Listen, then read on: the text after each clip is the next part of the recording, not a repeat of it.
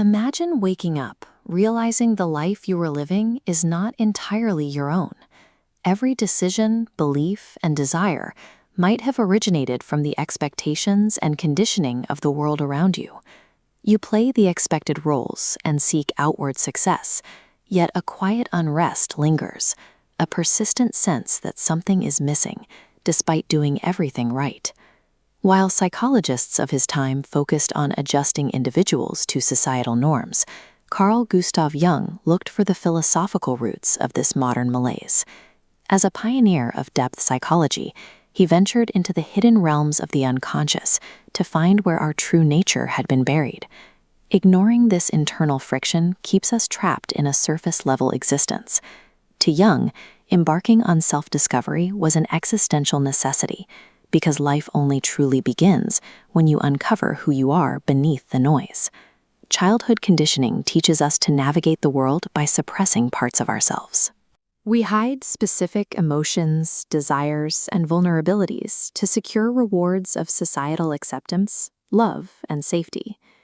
In place of our suppressed nature, we develop a persona.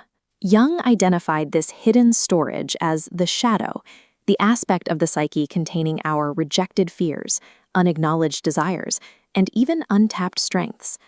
By refusing to acknowledge these traits within ourselves, we project them onto others. When triggered by another's behavior, we are seeing a mirror of our denied shadow. This unexamined shadow operates beneath the surface, secretly influencing our choices. It manifests through anxiety, self-sabotage, and an irrational fear of rejection. While our instinct is to flee from this internal darkness, Jung realized it actually holds the missing pieces of our wholeness and personal power. Firm psychological growth requires us to stop ignoring these hidden traits. We achieve wholeness only by looking into the depths of the unconscious and integrating the very things we have denied. This psychological architecture explains why humans repeat the same behavioral patterns, myths, and mistakes across completely different cultures and generations. Jung theorized that we all share a deep foundational layer of the psyche inherited from our ancestors. He called this the collective unconscious, a shared psychological blueprint of the human experience. Within this shared layer exist archetypes, universal patterns manifesting as characters in our myths. Figures like the hero and shadow express the internal forces driving us. These archetypes wage war in our daily lives. The hero represents our drive for growth, while the shadow resists change through self-doubt and familiar patterns. Grounded, this internal friction is what we experience as being stuck. By recognizing this as an ancient, universal battle playing out in the mind, we can begin to extract wisdom from our resistance rather than simply fighting it. Beyond a struggle of growth and resistance, our identity is shaped by another fundamental pair of internal forces.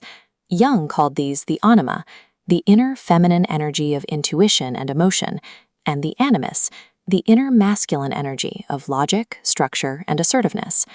These represent a balance of psychological energies that exist within every human being, regardless of their physical gender. When these energies are out of balance, conflict arises. A man rejecting his anima may fear vulnerability, while a woman who rejects her animus may struggle to take control of her own life. Finding yourself requires the radical acceptance of all opposing forces within the mind. Psychological wholeness depends on mastering the tension of these opposites. This process of integration challenges the societal belief that identity is a fixed, unchanging entity, defined by a job, a name, or a past experience. The ego is an artificial boundary, a temporary framework the mind uses to create a sense of safety and separation. Beyond this framework lies the true self, which Jung described as a vast, fluid, and interconnected field of consciousness. Clinging to a small, ego-driven identity is the primary source of human limitation and fear. Stepping into the true self reveals a life of infinite potential, a reality that feels liberating even as it threatens the ego's need for control. To reach this state, one must begin the lifelong process Jung called individuation, the act of becoming one's most authentic self.